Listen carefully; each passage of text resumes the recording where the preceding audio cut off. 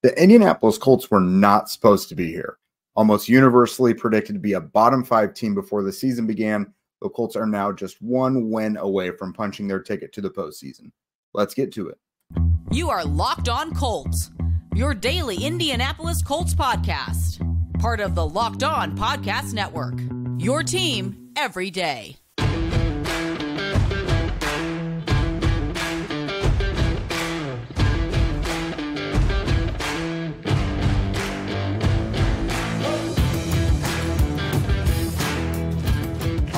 All right. Thanks for tuning in and making us your first listen of the day. This is your daily podcast covering your Indianapolis Colts, part of the Locked On Podcast Network, your team every day. And today's show is brought to you by Gametime. Download the Gametime app, create an account, and use code LOCKEDON for $20 off of your first purchase. What's up, everybody? This is Jake Arthur from horseshoehuddle.com. And today we're doing a little reflecting. We're doing an appreciation show, I guess you could say, for what the Colts have done so far this season. One game left. It ain't over. But safe to say at 9-7, a lot of us did not expect this. I will say, before the season started, I thought, 7-8 wins max, probably not going to make the playoffs, maybe sniff wild card contention. But here we are again. They have one regular season game left. And if they win it, they're in the playoffs. If they win and the Jaguars lose, they're AFC South champs. Again, people around here, around Indy, even we didn't really expect that. People nationally especially didn't expect that. So we're just going to kind of go over, how they defied the odds to get to where they are today. So again, 9-7 record. They secured a winning record last year. Not so much. 4-12-1. It was a disaster last season. As we all remember, you guys hung with us strong throughout that entire mess. I mean, Jeff Saturday was the interim head coach. He had thousands of people on a petition begging Jim Irsay not to hire him. They had the nice win against the Raiders when he first came on board, but that was it. They had the historic collapses against the Vikings and the Cowboys. It was not good times. Jim Irsay was the meddling owner. Really got kind of a stain on his name for a while that, his public reputation is still kind of being rehabilitated from that, but it was not good this time last year. And then by the time the season wrapped up, Chris Ballard was the GM who managed to avoid termination. Frank Reich was obviously dismissed, but Chris Ballard was retained. He was not let go, but all assumptions were that he was on thin ice and that the seat was very hot. During the offseason, they took a big step. Number one, they had an exhaustive search for a head coach, finally getting Shane Steichen. They went over a dozen candidates on their list. They interviewed pretty much all those players except for D'Amico Ryans, who they'll be facing off with this weekend. They had second rounds of interviews, third rounds of interviews, just a huge exhaustive search that ran basically to the Super Bowl. But a big step they finally took was finally conceding that they were not just one proven veteran quarterback away from being back in the postseason, back competing for a deep playoff run. They took a look in the mirror and realized they were not that close. So whether you want to call it a retool, rebuild, whatever, it was the biggest changeover we've seen from this team in quite some time since they shifted over from, Chuck Pagano to Frank Reich and kind of switched systems everywhere. But they a couple things they did that really reflected that was they allowed Stephon Gilmore to be traded out of there to go to a more advantageous situation. He went to Dallas, a contender. They obviously have Super Bowl aspirations. Chris Ballard had to kind of convince DeForest Buckner to believe in the process. They let Gilmore go, but they really wanted to keep, some of that veteran presence around. So Ballard basically told Buckner, just trust me, trust the process there. But they did all that. They got their head coach in Shane Steichen, who they basically referred to as an offensive genius, an offensive wonderkind. They knew they were going to have to go young at quarterback as well. Finally, they were not going to be able to play around with the position. They needed to find that long-term answer, ultimately drafting Anthony Richardson, number 4 overall. And He did get hurt early in the season, ended the season prematurely, yes, but I think everyone can say that he was further along than a lot of people anticipated, was better as a passer, obviously showed off how dynamic he could be as a runner. But still, all those things, there were really no expectations, especially from the outside. CBS Sports and the 33rd team projected them with a 4-13 record this year. Fox Sports said 5-12. ESPN and Pro Football Focus both ranked the Colts 29th in their preseason power rankings, right there, bottom 5 team, bottom of the league. NFL.com and Sports Illustrated, same thing. They said 27th. So even though people closer to Indy probably had a little higher expectations, knowing some of the talent that was still on the roster, really no one expected them to be where they are today. But again, now they're here. They've already secured that winning season again at 9-7. They're 1 win away from the postseason for the first time since 2020. If they do win, it'll be the 3rd time just since 2018. So this is a big deal. They haven't won the AFC South either since 2014 with Andrew Luck. So Saturday is a big game, arguably the biggest game for the Colts in a couple years.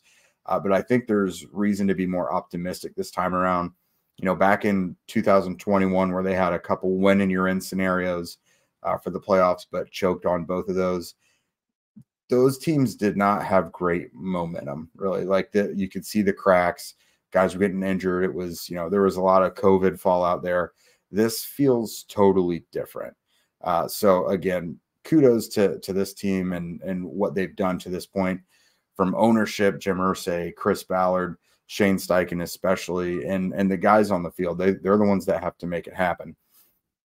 So here in a minute, we're going to dig into, first we're going to get into more of the mess. We're going to root into the problem and see how ugly it was before ultimately seeing what went right and how they got here.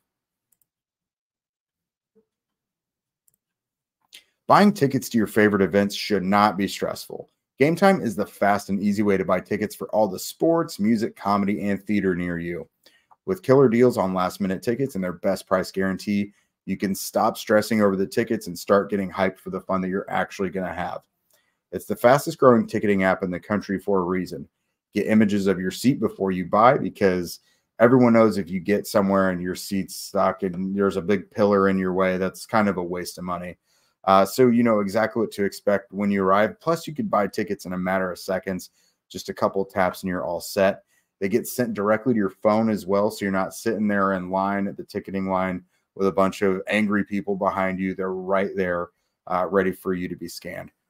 Snag the tickets without the stress with Gametime. Download the Gametime app, create an account, and use code LOCKEDONNFL for $20 off your first purchase. Terms apply. Again, create an account and redeem code LOCKEDONNFL for $20 off. Download Gametime today. Last-minute tickets, lowest price guaranteed.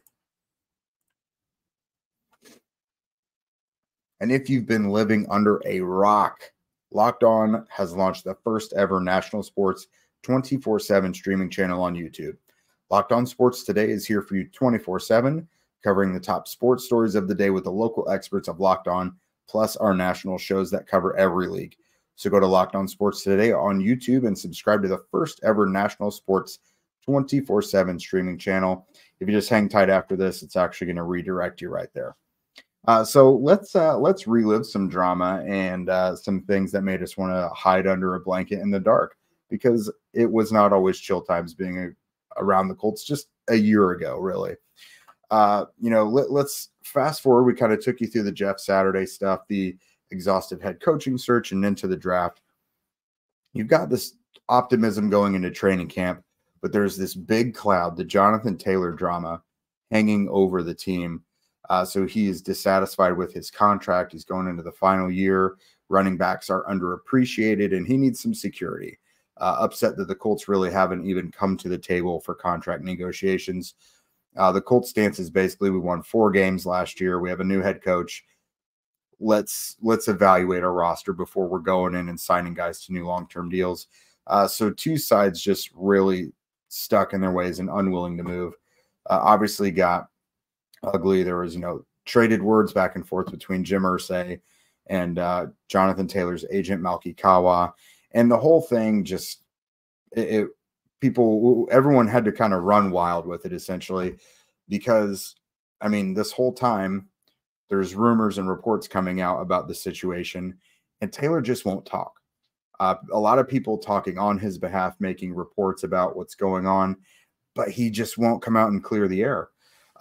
Eventually, he reports back to the Colts with the ankle injury that lingered for months longer than it was expected to. He did start the season on the physically unable to perform list, missed those first 4 games, but he came back, and the Colts, decided to work with him. 3 years, $42 million contract. It all just seemed to kind of erase itself within the matter of a couple of days, the whole drama. Everyone kind of saying kumbaya, and here he comes back. So again, he did miss the first 4 games, and he's missed 7 altogether because he did have to have that procedure on his thumb recently. But that had to be something that had Shane Steichen pulling his hair out, because we in the media, we had to ask him about it all the time. We had to get regular updates about it, because that's, other than Anthony Richardson, that's really all anyone could talk about or ask, because it was the biggest mystery on the team. So you have that. The season starts. Anthony Richardson is your starter. You see the potential of the offense, how dynamic it can be. He has a couple big performances early on. He has, the first quarter against the Texans. He has the 2 15-plus yard touchdown runs. He has the game against the Rams where he's making all these incredible, improbable throws. But then the game against the Titans, he is tackled on his shoulder onto the Lucas Oil Stadium turf and suffers an AC joint sprain that requires a season-ending procedure. So a promising rookie year pretty much done before it even fully gets started. I think him and Jonathan Taylor were on the field together for a grand total of 2 snaps, I think it was. So you draft Anthony Richardson, and then you extend Jonathan Taylor, dreaming of pairing them together for the long term, and then they're, the whole dream is dead right there before it really gets going. Injuries in general have been a problem this year. So Richardson obviously on IR. Jelani Woods was a big breakout candidate this year. A lot of people thinking, what can Shane Steichen do with a physical freak like Jelani Woods? Woods hasn't played a snap this season and isn't going to, unless something happens in the playoffs and he magically starts coming along. He had a hamstring injury that has nagged him since the offseason. So hopefully that guy can get right and come back strong next season.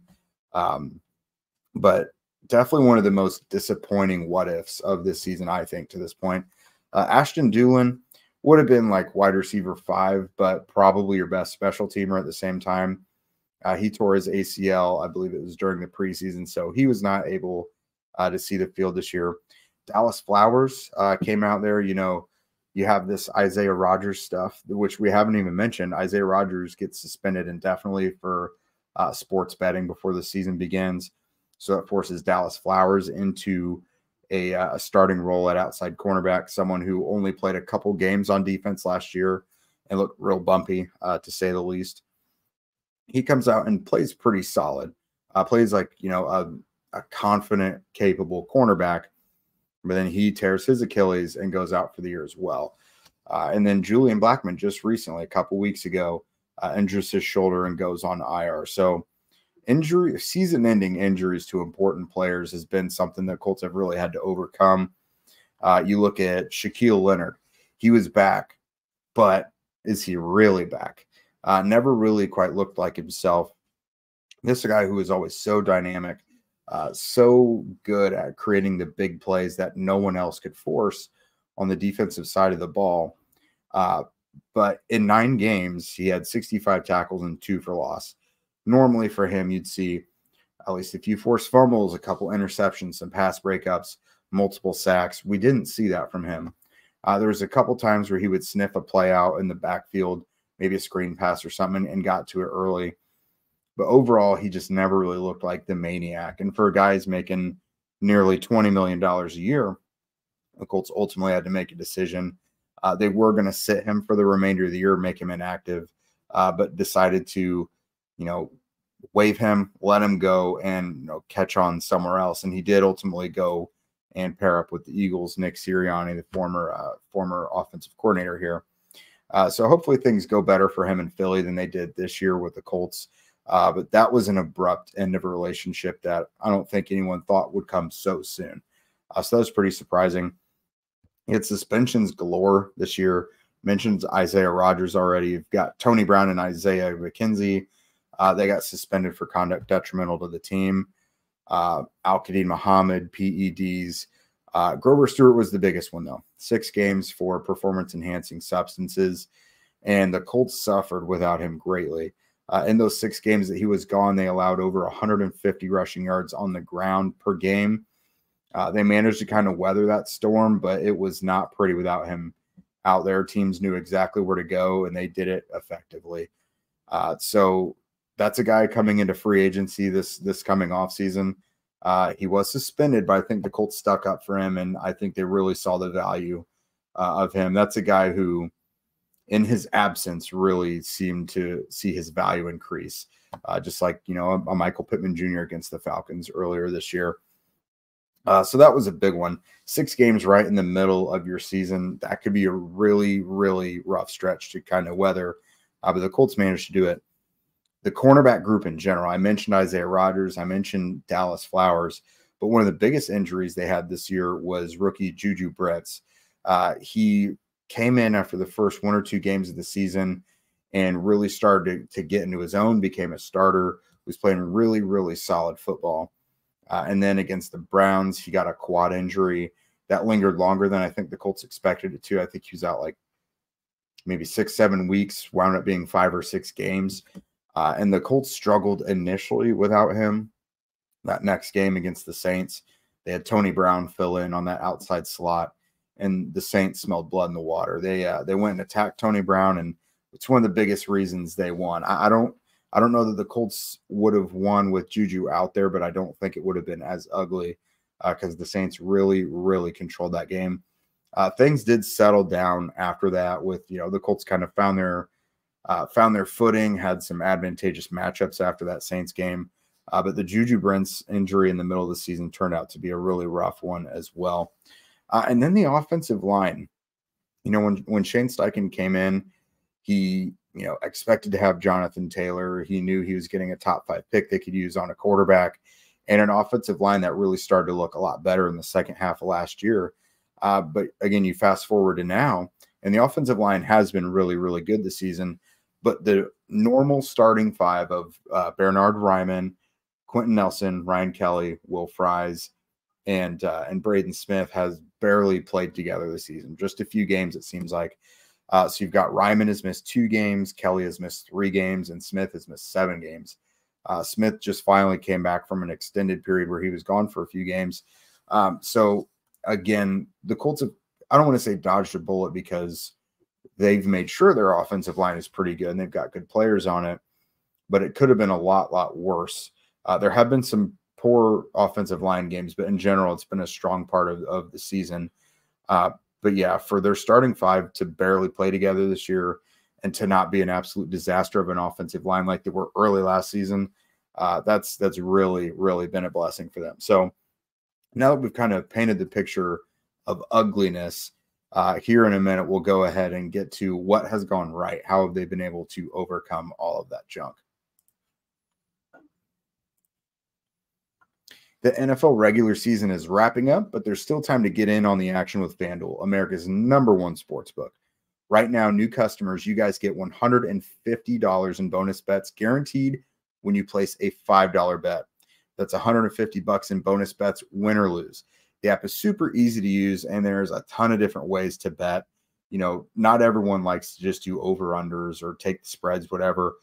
They've got live same-game parlays, and then you find bets in the new Explore tab. Find what really suits you. Make a parlay in the Parlay Hub, which is really the best way to find popular parlays and more. And that's really where the money seems to be at lately. You hear a lot of people talking about their parlays, and now they've won X amount of dollars doing it. So go to FanDuel and get in on that action. So visit FanDuel.com/lockedon and make your first bet a layup. FanDuel, official partner of the NFL. All right, guys. So what has gone right this year? How, despite all that stuff I just described, how are they 9-7? How are they a win away from the playoffs and potentially being AFC South champions? So all that adversity has really created a team that has learned how to win by any means necessary. You look at their 9 wins, and it feels like none of the 9 are the same. The recipe for how they did it, it does not seem the same whatsoever. Hard, easy, pretty, ugly, field goals, defensive touchdowns, special teams touchdowns, no defense at all, and it being all offense. Like, they've won in such a variety of ways, it seems. We've learned that head coach Shane Steichen is legit. He is coaching a team right now of prepared, mentally tough players, which, looking at the previous year and a half before that, the Colts really became a team that totally just kind of wilted and floundered. You had all those no-shows. It started at the end of 2021 when they had those 2 win-and-in games that they just totally melted down. The Raiders and Jaguars at the end, and then they had, the beginning of 2022, the Jaguars. We know how the beginning of 2022, when it went so poorly, got Frank Reich fired. But that was a team for that year and a half that just was routinely undisciplined and did not show up to play. And this group led by Steichen just seems totally different this year. Now, when they lose, they seem to lose big. They do have the games like the Bengals game, the Falcons game, the Jaguars game. There have been some games where they've just been totally outplayed. But it's very rare and few and far between that it's a team that just doesn't get off the bus, if you guys know what I mean. So that's really refreshing to see, and that is how they are here. Again, it's a team that's learned to win in a variety of different ways, and when you get to January, that's really going to matter, because let's say you're a strong run team, and that's really how your bread is buttered. But then you get to January and a team loads up the box and stops you. You have other things to lean on and other ways to win. This team is really resourceful. They were a top 10 scoring team for the vast majority of the season up until recently. They were the last team in the league to score at least 20 points in each game. That went several weeks, well into halfway of the season. They've had 3 overtime games this year. They're 2-1 in those games, and they're 6-2 in one-score games. So it's not really a team that can climb back from a big deficit. We've seen that. The Anthony Richardson team, probably. We saw that like with the Rams. The Rams had a big lead that Richardson was able to nearly bring them back to. But if you get far ahead on this team, Gardner Minshew ain't really bringing you back, which is why they've had so many of their wins have been close games, and they've been able to take advantage of those ones. But some things that have really helped this year, we talked about the Jonathan Taylor drama. Zach Moss had his own injury issues coming into the season, missed the first game of the year because he broke his forearm in training camp. But he came in and just went off early. It was just insane to see, considering, the offensive line wasn't proven yet. There was no Jonathan Taylor. Anthony Richardson was in and out of the lineup. But through the first 10 weeks of the season, Zach Moss was the number 2 rusher in the league, behind only Christian McCaffrey. And that seems insane to say. So with Jonathan Taylor out and then getting reacclimated in, they had Zach Moss to lean on, which was huge. And then again, what went right? Jonathan Taylor, that situation got resolved. Again, 3-year, $42 million deal. Money seems to repair all relationships when it comes like that in sports. Gardner Minshew is not Anthony Richardson. He has his bumps, but I think he's gotten better in some key areas lately. I don't feel like he's taking as many just insane sacks. Like, you could still blitz him and get home on him, but I feel like he's getting out of pressure a little better, and he's not turning the ball over nearly as much as he was early in his stint as the starter. He appears to be one of the better backups in the league, if not the best, which still, that's not what you want for a full-time starter, but he's doing his job. The Colts starting quarterback went down, and he is now your primary player. He's putting up, adequate numbers. He's averaging about 200 yards per game passing, and he has 18 total touchdowns to 14 total turnovers. If you've got a strong roster outside of that, you can weather that. You can get to 9-7 like the Colts are now. So it makes you wonder, what would they look like if they actually had a dynamic offense with Anthony Richardson? Sure, probably another win or two, perhaps. But 9-7 is great. You're knocking on the door of the playoffs, and Gardner Minshew has done his job. So that's been Minshew is definitely something that's gone right for the Colts, because if you lose your starting quarterback, a lot of time your season is done. But teams like the Browns, teams like the Colts have been able to kind of weather that storm. The depth at several positions that was thought to be perhaps weak or got injured throughout the season, the depth there, some of the unexpected depth has been really refreshing. On the offensive line, I mentioned the injuries to guys like Ryman Kelly and Braden Smith, but Wesley French has been really solid filling in for Ryan Kelly this year. And then Blake Freeland. You don't really expect the rookie offensive tackle to play as much as he had, but I think the guy started like 8 or 9 games this year, primarily on the right side for Smith. He hasn't been great. Like, he's definitely been better as a run blocker than a pass blocker. But I mean, you weren't expecting to play him much this year. He wasn't supposed to be a finished product yet. So he's been playable. He's shown signs that he could definitely be your swing tackle of the future when either of your guys go down. But he's been playable. It's been fine. Okay. And then you got tight end as well. This group looked like it was going to be stupid deep if everyone was healthy. You know, Jelani Woods, Drew Ogletree, Mo Alley-Cox, Kylan Granson, Will Mallory, the rookie. It just has not panned out that way. We obviously know Drew Ogletree has been in and out of the lineup with injuries, and now he has the arrest for the domestic violence, and that's turning the page on that. It certainly seems. Kylan Granson has been pretty steady. Will Mallory has picked up definitely more and more as the season's gone on. Other injuries to other tight ends has lent itself to him playing more, and he's really responded well. We talked about him recently. He catches everything, and he's been the most consistent, solid tight end for the last several games, it seems. So Granson and Mallory have definitely been big. Mo Alley-Cox doesn't catch everything, but he has improved himself as a blocker compared to last year, and he's made several big plays this season. So, you know, is his contract still too big for his level of performance? Yes, but he's turned himself back into being a positive player again. So the depth there has really stepped up because they've needed each guy to kind of pick up something extra at some point this season. Cornerback has been a really bizarre situation, and it completely seemed to flip over from last year. Again, Gilmore traded to the Cowboys. Dallas Flowers goes down. Isaiah Rodgers gets suspended. Now he's with the Eagles. You're looking at a 7th-round rookie in Jalen Jones, who's had to start all year. Darrell Baker Jr., who was, you know, like a second-year undrafted free agent. He was one of the darlings of training camp, but then got off to a really rocky start at the beginning of the season. Smoothed things out midway through and has been a decent player overall.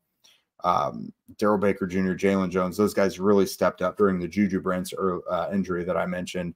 So you got to give those guys a round of applause. Juju Brents himself has been very worthy of his draft selection, 2nd-round pick. Really, really solid player there, and is now your best outside cornerback, which is what you hope to see. Pairing him with Kenny Moore has been a really positive development for the Colts. And then at safety. So this is not how you expected it to go this year. Rodney Thomas seems to have kind of taken a step back in performance, and he was recently benched in the starting lineup for, I guess you could call it Nick Cross now. The Colts kind of got weird with their safeties. So Julian Blackmon injures his shoulder, goes on IR. Nick Cross had been rotating with Rodney Thomas in recent weeks. Gus Bradley decided to kind of pull things out. Blackmon goes out. New strong safety is Ronnie Harrison, at least for what we just saw in this last game. Nick Cross is your new free safety. So the depth there has been surprisingly good as well. Nick Cross has been a very good player, built on what was a really solid training camp for himself. So that was been good. We mentioned the Shaquille Leonard stuff. He was not himself, but luckily EJ Speed came in and has become a really, really, really solid linebacker. Already last year, playing in a limited role as the Sam linebacker, he was one of the best run-stopping linebackers in the NFL.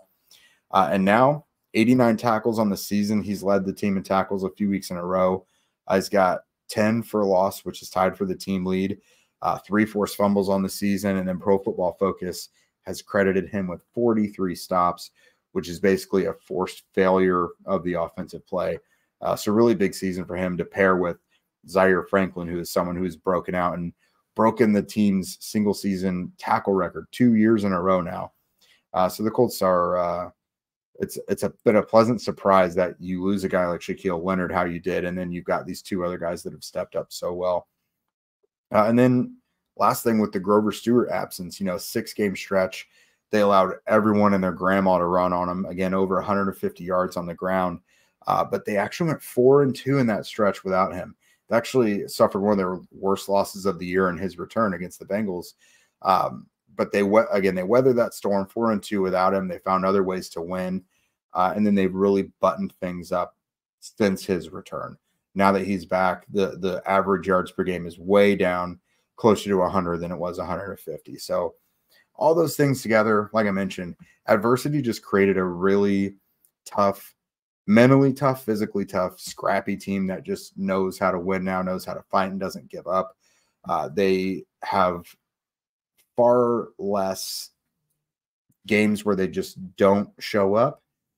So no matter how this week 18 game goes, winning they're in, losing they're out, Colts Texans, perhaps for the AFC South championship. They've had a really, really solid season. If it ends at 9-8 and no playoffs, whatever. But if it goes to 10-7 and they get into playoffs as division champs or wild card team, they host a playoff game, this was a wild success, and it's going to breed really, really high expectations going into 2024. So from the top down, Jim Irsay kind of taking a step back again and delegating once again to Chris Ballard. They hired Shane Steichen. Everyone has really exceeded expectations this year, and from people around Indianapolis, but as well as the outside media as well. So thanks for listening to my little appreciation pod for the day.